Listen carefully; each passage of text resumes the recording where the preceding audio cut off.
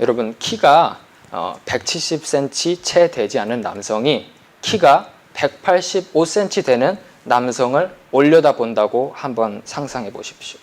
아마 그 키 작은 남자는 부러움이 섞인 말투로 이렇게 질문할 것입니다. 쟤는 뭘 먹고 저렇게 큰 거야? 그런데 그 키 큰 남자 옆에 보니까 아버지가 있는 거예요. 근데 아버지 키를 보니까 190cm. 그러면 그 키 작은 남자는 아무런 고민을 하지 않고 뭐라고 말할까요? 아빠가 크니까 너도 큰 거야. 팔자 좋다. 우리 아빠는 왜 이렇게 작은 거야? 불평을 합니다. 과연 그 키 큰 남자는 그 아버지가 키가 커서 자기도 키가 큰 걸까요? 또 그 키 작은 남자는 그 아버지가 작아서 자기도 작은 걸까요? 사실은 뭘까요? 한 가지 더 들어보겠습니다. 어떤 젊은 남자가 탈모로 문제를 겪고 있는다고 상상해 보십시오. 머리가 자꾸 빠져요. 우리는 바로 뭘 의심하죠?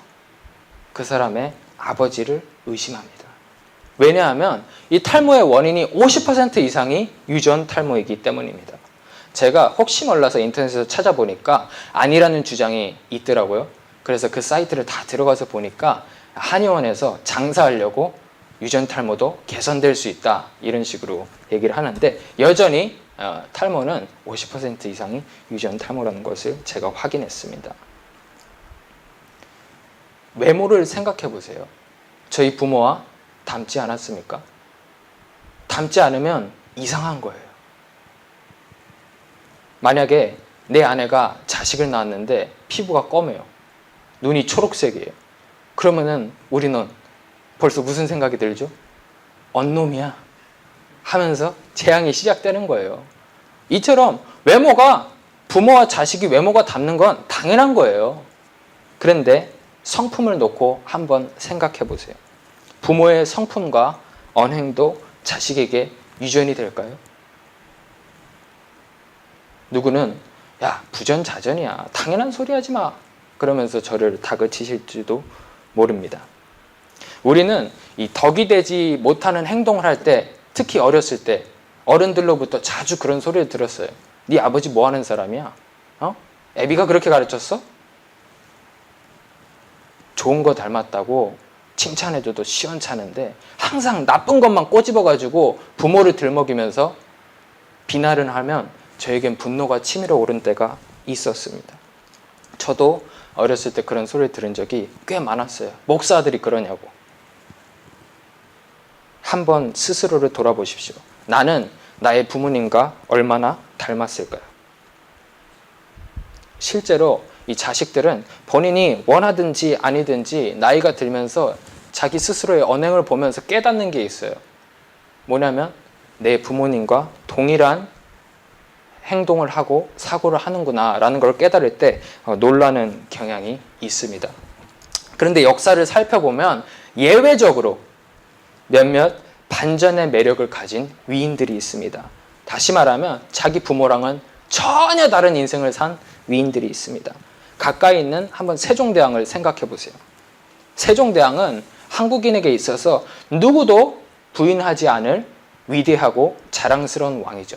근데 세종대왕의 아버지가 누구죠? 태종 이방원이잖아요. 대범하고 영민했어요. 그런데 자기 아버지의 절친 정몽주를 죽이고 조선의 법체계를 기반을 닦아준 정도전의 일가를 몰살시키고 또 자기 형제들을 숙청했잖아요.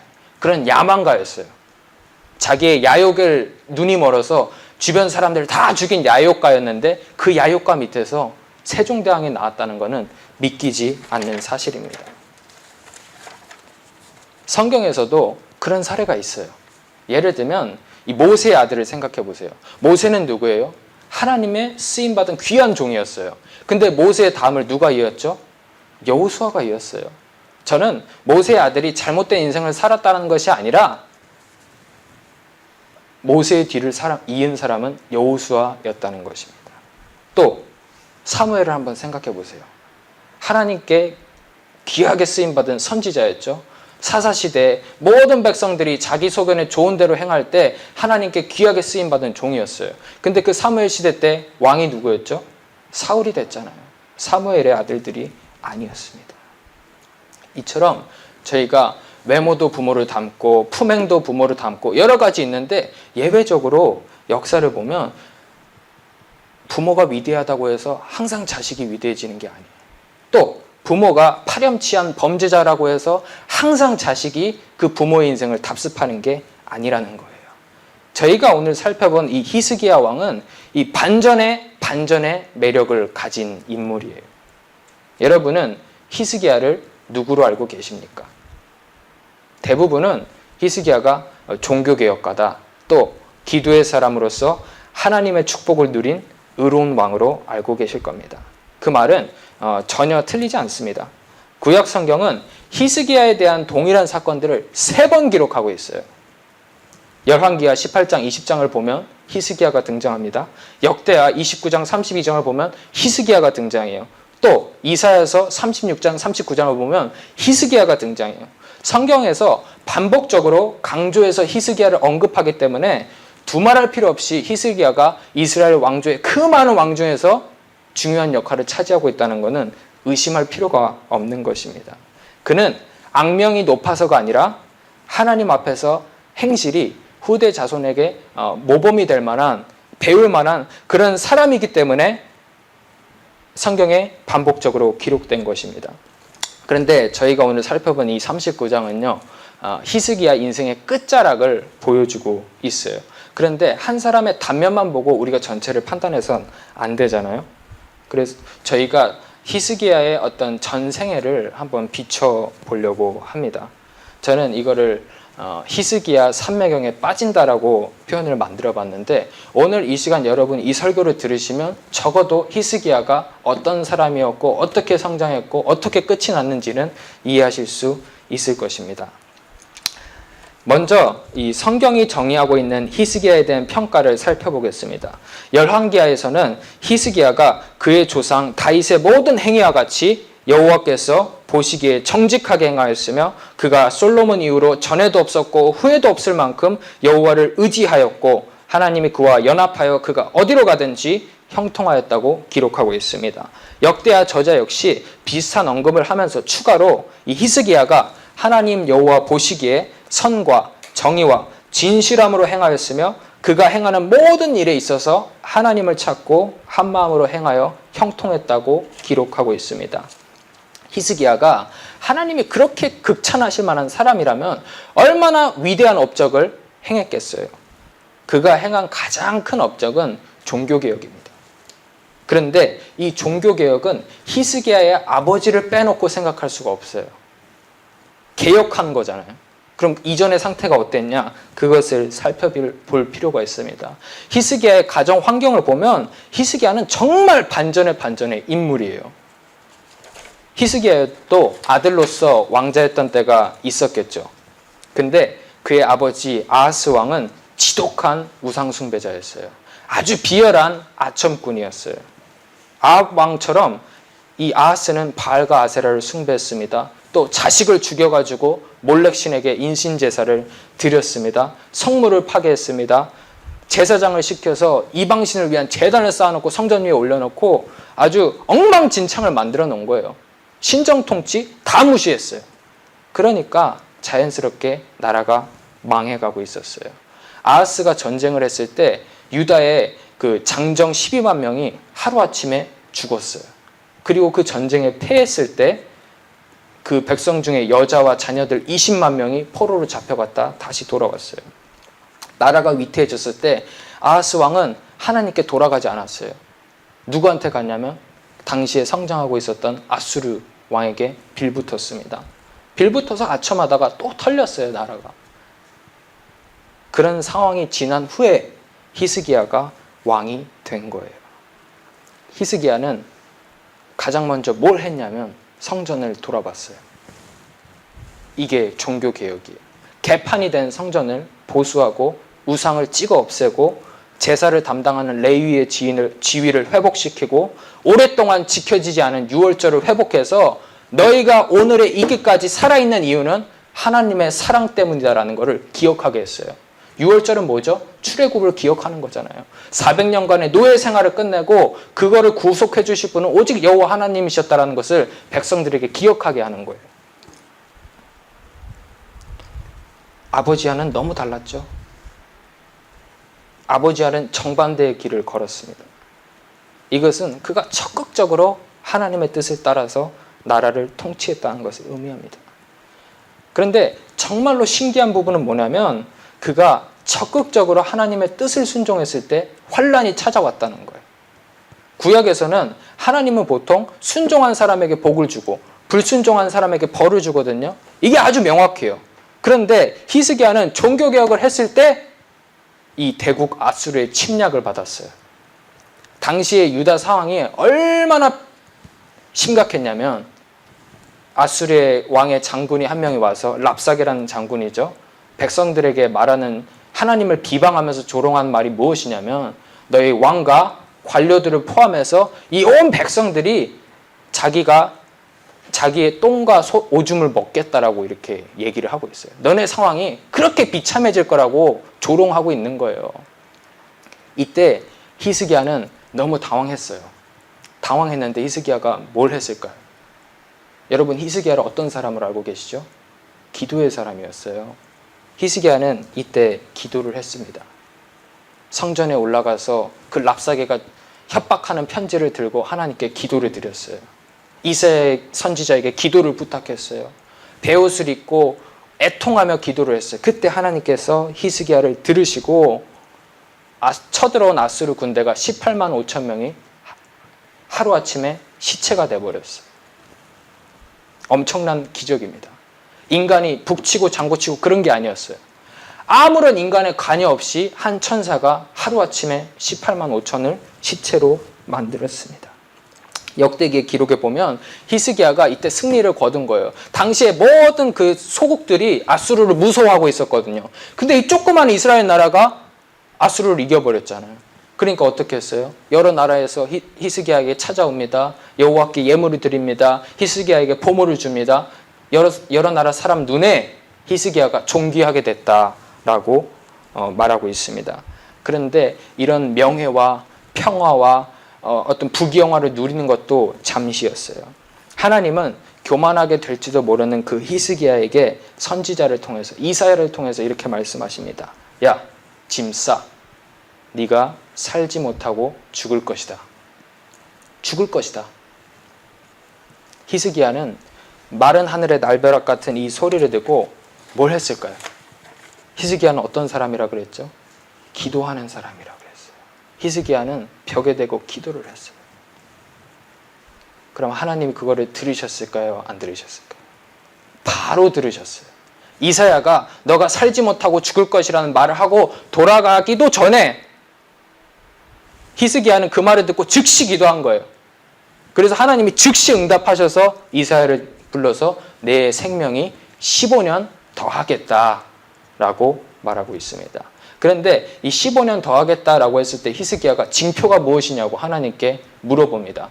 그때 하나님이 뭘 보여주냐면 해 그림자가 10도 물러간다 이렇게 표현되어 있는데 많은 성도님들이 이거에 대해서 궁금해하세요. 해 그림자가 10도 물러갔다는 게 도대체 무슨 말이냐. 당시의 고대 근동에는 이 해시계라는 것이 있었어요. 근데 해시계가 어떤 모양이었냐면 계단이 12개가 있는 거예요. 그럼 햇빛이 비치잖아요. 그럼 그림자도 있죠. 근데 해는 서에서 동으로 가죠. 그러니까 시간이 가면 갈수록 그림자가 계단을 하나, 두 개, 세 개, 네 개 가리는 거예요. 그렇게 시간을 계산했어요. 고대 근동에서. 그러면은 그림자가 가리면 다음 날에는 다 없어지겠죠. 해가 뜨면 또. 그렇게 시간을 계산했는데 원래는 이게 하나씩 가려지는 건데 이 10개가 가려진 걸 내가 빼겠다는 거예요. 그럼 시간이 이렇게 가는 게 돌아온다는 얘기죠. 그럼 한번 생각해 보세요. 어떤 사람의 병을 고치는 게 나아요? 쉬운 거예요? 아니면 이 해 그림자, 시간을 뒤로 빼는 게 쉬워요? 사람 병 고치는 게 쉬운 거예요. 그렇지 않아요? 그런데 하나님은 징표로서 아주 비상식적인 일을 하셨어요. 자신의 전능함을 보이시기 위해서.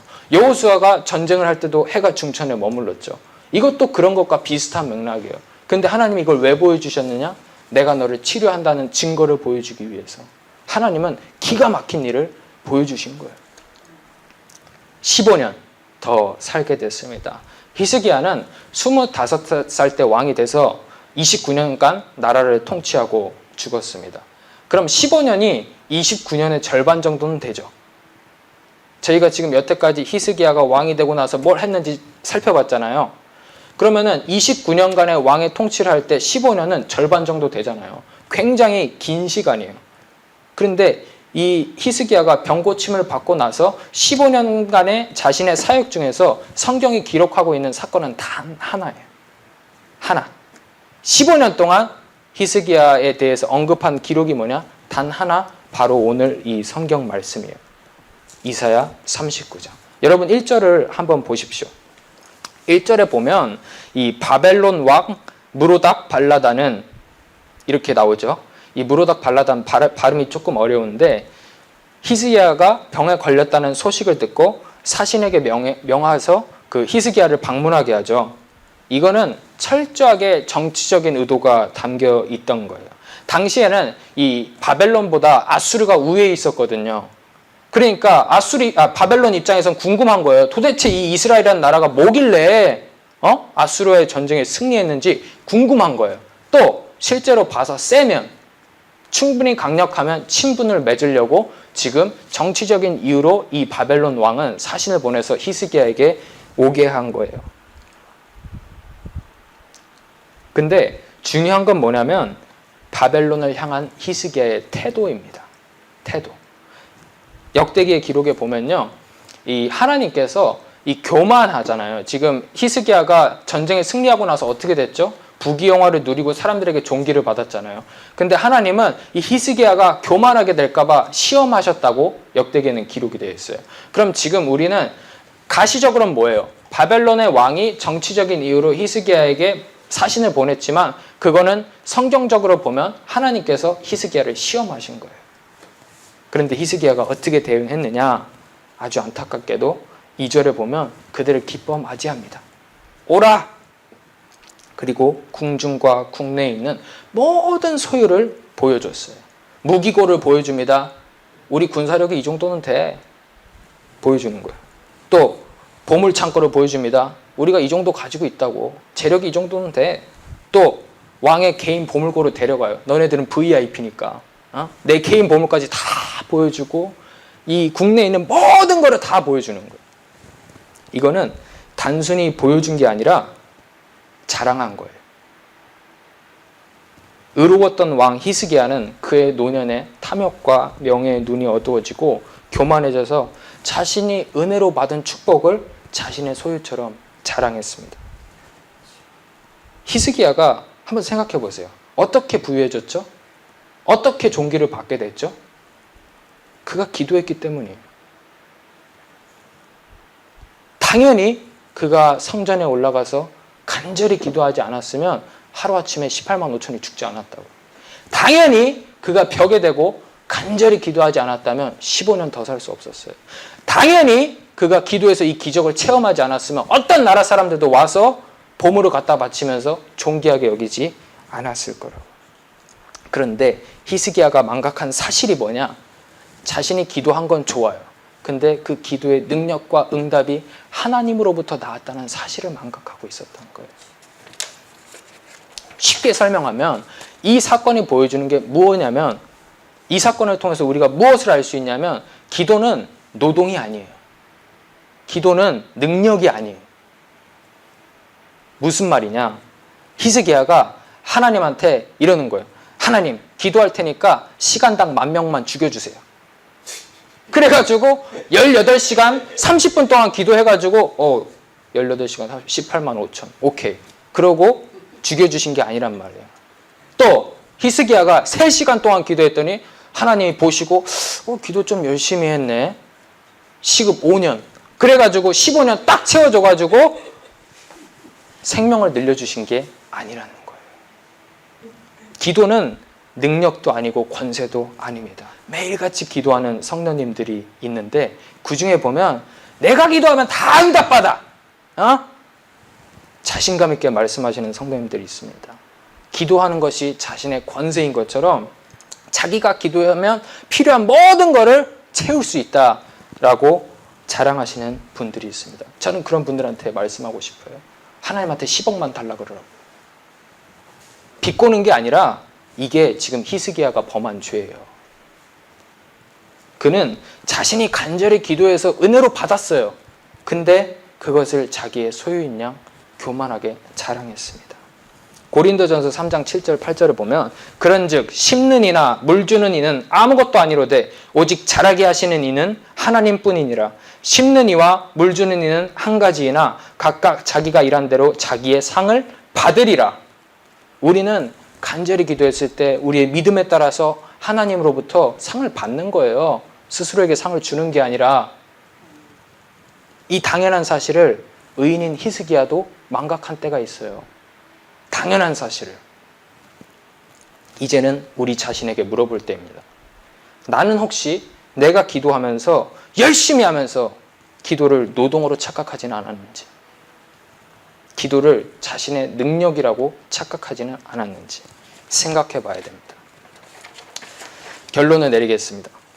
저희가 히스기야의 전 생애를 이 짧은 설교에 다 조명해 보는 것은 쉽지 않았어요. 그런데 이 두 가지 사실만 확실히 했으면 좋겠습니다. 첫째로는 여러분이 절대 자신이 처한 환경으로 자신의 삶을 척도를 가늠하지 마세요. 히스기야는 아주 드라마 같은 인생을 살았습니다. 그의 아버지는 구제불능 양아치였어요. 그리고 히스기야에게 남겨준 것은 뭐냐면 망해가는 나라와 우상 쓰레기였어요. 뿐만 아니라 히스기야의 아들 므낫세도 자기 할아버지 아하스 왕처럼 더한 숭배자였어요.